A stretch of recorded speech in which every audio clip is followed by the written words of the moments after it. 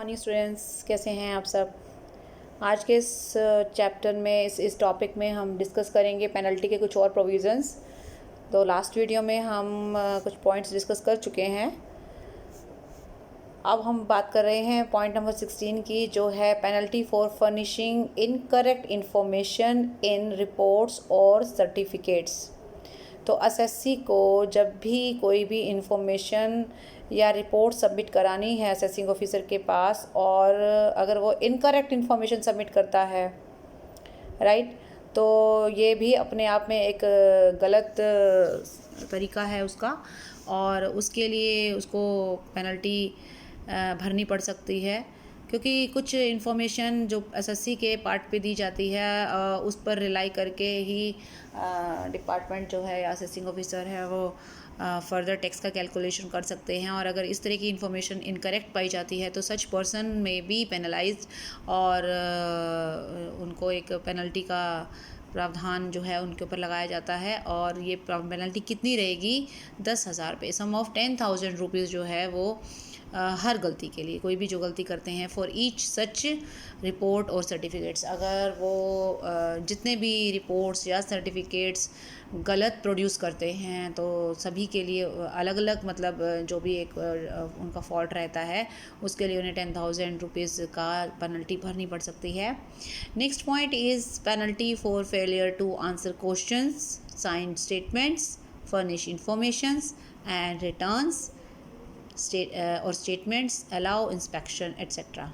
तो इसका मतलब क्या है? इसमें काफ़ी सारे सब पॉइंट्स हैं जो ये बता रहे हैं कि कभी कभी असेसिंग ऑफिसर जब असेसी से कुछ रिपोर्ट्स, कुछ सर्टिफिकेट्स, कुछ स्टेटमेंट्स की डिमांड करता है या उसे कुछ क्वेश्चंस पूछता है और उसके आंसर्स उसको सेटिस्फैक्ट्री नहीं मिलते, या कुछ डॉक्यूमेंट्स पे साइन करने के लिए कहा जाता है एंड वो डिनाई करता है, मना करता है, या उन्हें वो कोऑपरेट नहीं करता, या उन्हें वो इन्फॉर्मेशन जो है वो फर्निश नहीं करता, तो इन दैट केस उसको पेनल्टी देनी पड़ सकती है। वो क्या क्या हैं हम थोड़ा सा ब्रीफ में देख लेते हैं।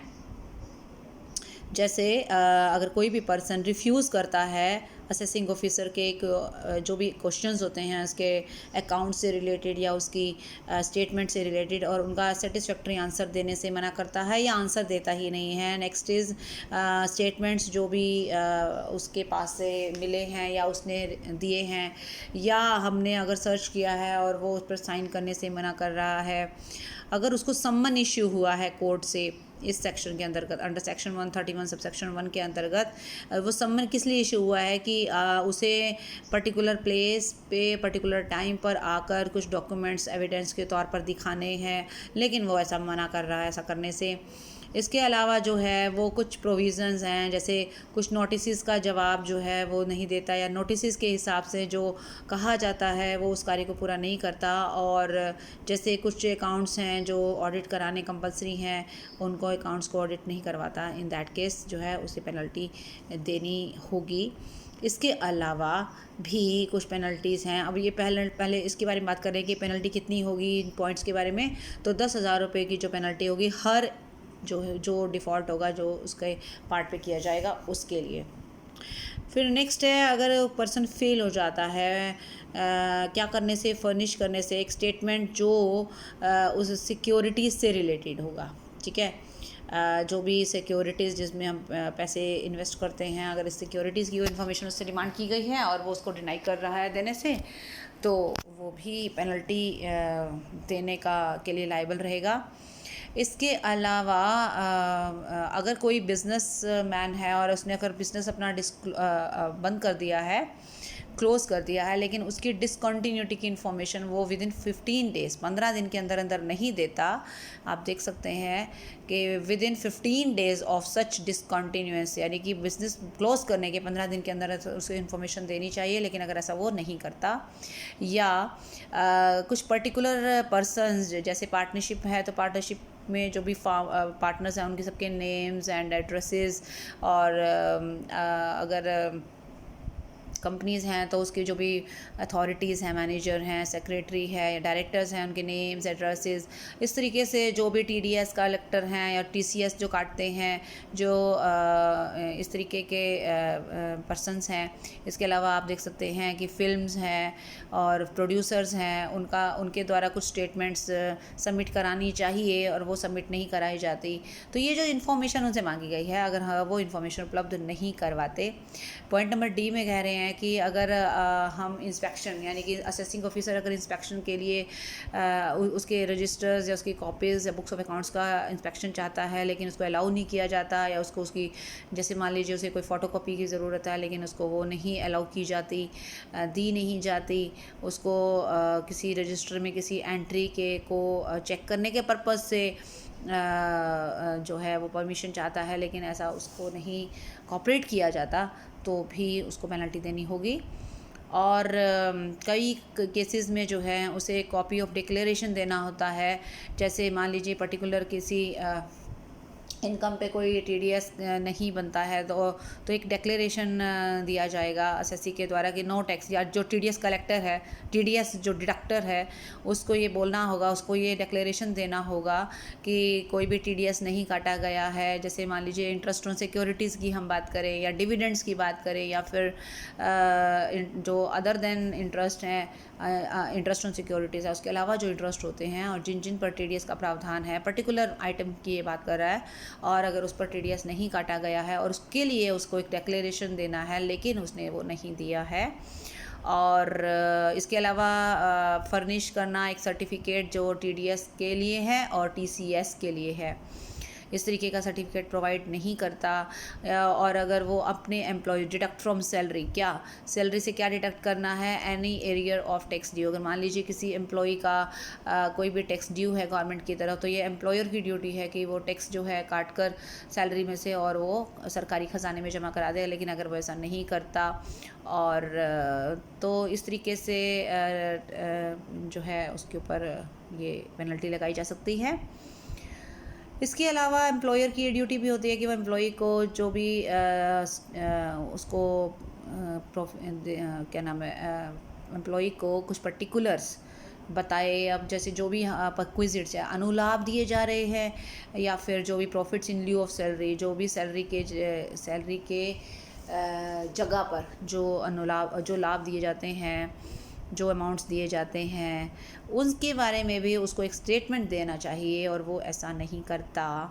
और इसके अलावा कुछ जैसे कुछ बायर्स हैं जो रेजिडेंट हैं, ठीक है, तो उस वो जिन्होंने जो who have purchase goods without paying tax, जिन्होंने टैक्स के बगैर गुड्स परचेज़ की हैं, तो उसके बारे में एक डिक्लेरेशन जो है वो मस्ट है, लेकिन वो डिक्लेरेशन नहीं दे पाया एसएससी।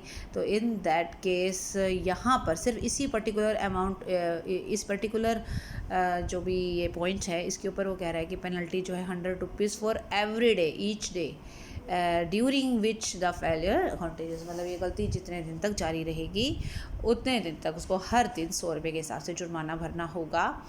और इसके अलावा भी एक पॉइंट है जैसे कि उसको स्टेटमेंट देना है, किस लिए, किस चीज़ के लिए देना है, payment of interest other than interest on securities not exceeding 10,000। तो 10,000 से नीचे अगर कोई इंटरेस्ट दिया गया है, ठीक है, अगर 10,000 से नीचे कोई इंटरेस्ट दिया गया है लेकिन इंटरेस्ट ऑन सिक्योरिटीज़ नहीं होना चाहिए, तो उसका एक जो स्टेटमेंट जारी किया जाता है लेकिन स्टेटमेंट दिया नहीं जा रहा, प्रोड्यूस नहीं किया जा रहा, ये भी अपने आप में एक प्रॉब्लम, एक वजह बनती है पेनल्टी लगाने की।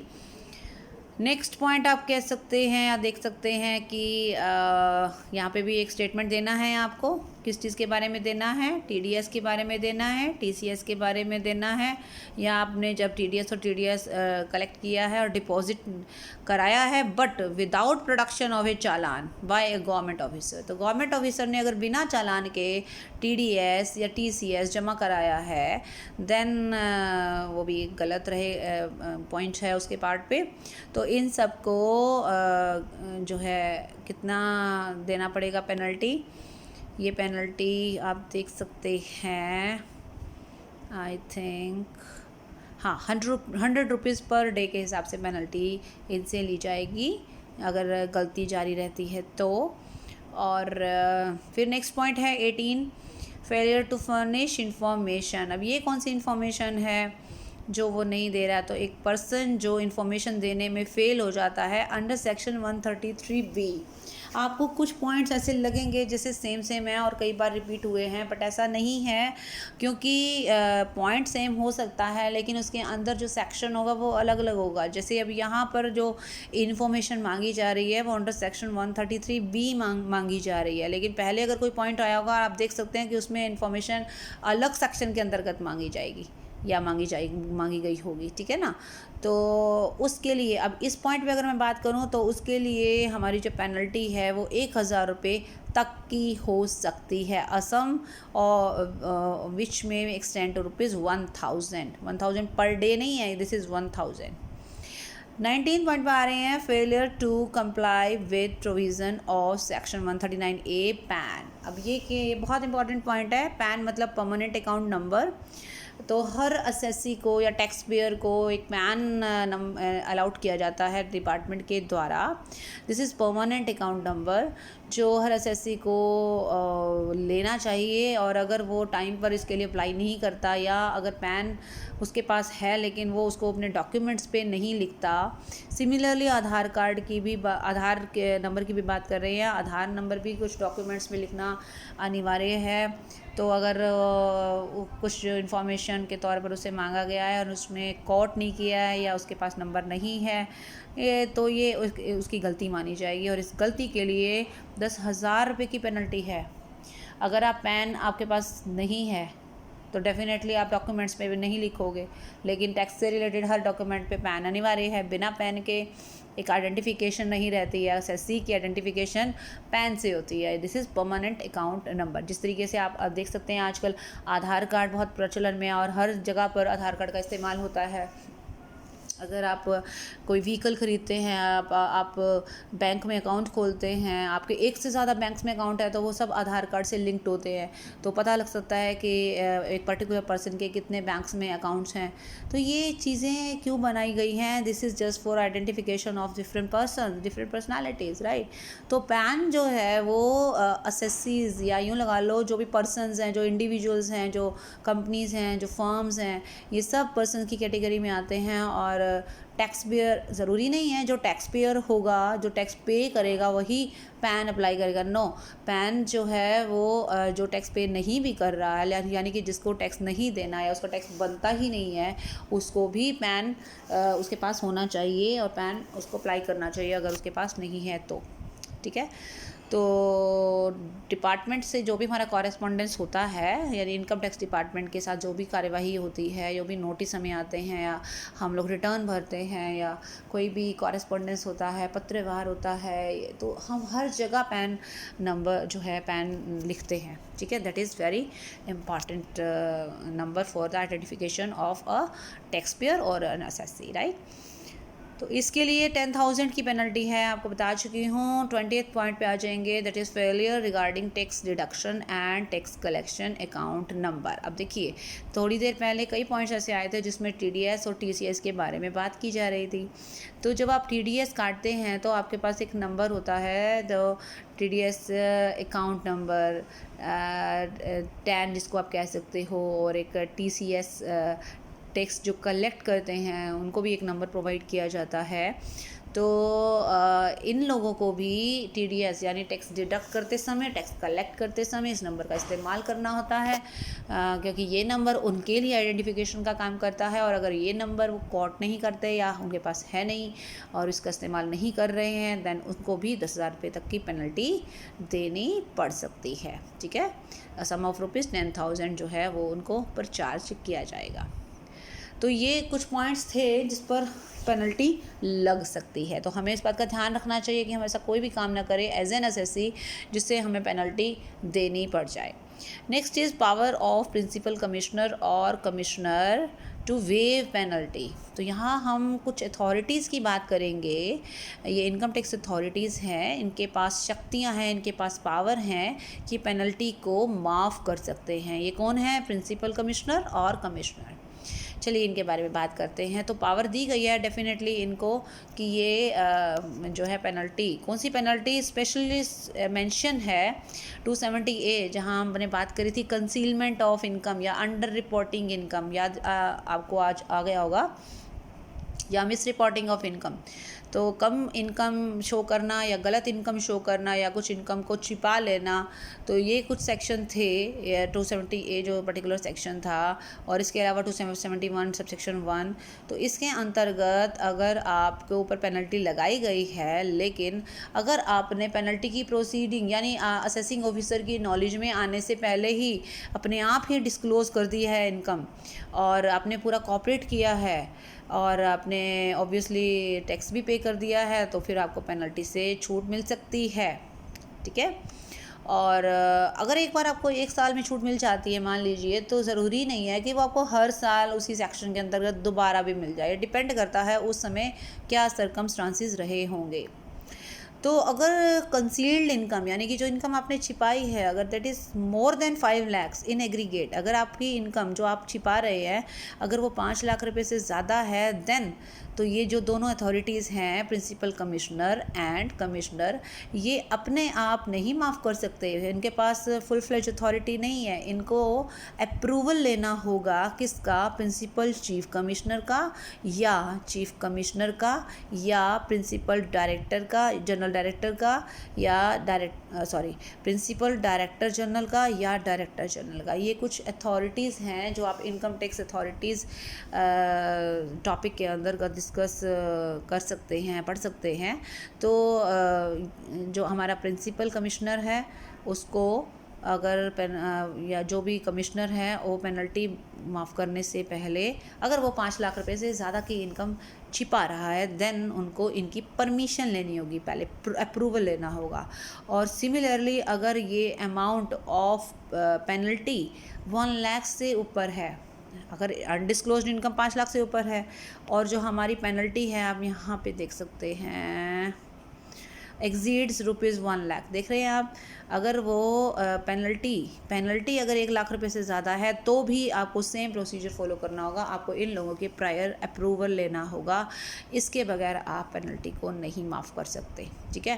पेनल्टी माफ़ करने के लिए क्या प्रोसीजर होता है कि जब भी असेसी को ये लगता है कि उसके ऊपर भारी पेनल्टी लग गई है और वो परेशानी का सामना करेगा, तो उसके लिए वो एक एप्लीकेशन देगा प्रॉपर अथॉरिटी के आगे, और एप्लीकेशन देने के 1 साल के अंदर ये प्रिंसिपल कमिश्नर या कमिश्नर जो है उसकी एप्लीकेशन को रिजेक्ट या एक्सेप्ट कर सकते हैं, और जो भी उनका फैसला होगा वो फाइनल रहेगा, और उसके आधार पर ही उनको पेनल्टी या तो लगाई जाएगी या फिर उसको माफ़ कर दिया जाएगा। ठीक है। एक लास्ट में छोटा सा पॉइंट है, प्रोविज़न फॉर ई पेनल्टी। इसी साल से 2020-21 से ये डाला गया है सेक्शन, आप देख सकते हैं न्यू सेक्शन 274(2)A। ये है ई पेनल्टी से रिलेटेड पेनल्टी। जो ई पेनल्टी, जैसे आप ई कॉमर्स पढ़ते हैं, सिमिलरली ई पेनल्टी का प्रावधान रखा गया है, जिसमें इलेक्ट्रॉनिकली जो है पेनल्टी लगाने का प्रोविज़न है। और इसका मकसद जो है एक तरीके से वो सारी प्रॉब्लम्स या जो भी ऑब्स्टेकल्स आते हैं या असेसिंग ऑफिसर या असेसी के बीच में इस तरीके का कोई भी इंटरफेस ना हो, एलिमिनेट करे, ताकि कल ये भी पॉसिबिलिटी हो जाती है कि असेसिंग ऑफिसर या असेसी के बीच में अगर कोई सांठ-गांठ हो जाए और कुछ फेक चीज़ें दिखाकर जो है पेनल्टी को बचाया जा सकता है। तो इन चीज़ों को रोकने के लिए ये ई पेनल्टी का प्रोविज़न जो है बनाया गया है, एक नया सेक्शन डाला गया है, ताकि जो भी रिसोर्सेज है उसको मैक्सिमम यूटिलाइज़ किया जा सके, एक ट्रांसपेरेंसी लाई जा सके, एक पारदर्शिता लाई जा सके, और कोई भी इसमें किसी भी तरह का कोई गलत काम ना हो, कोई घपला ना हो, कोई वेस्टेज ना हो, और आपको एक तरह से सरकार को किसी भी तरह की रेवेन्यू का लॉस ना हो।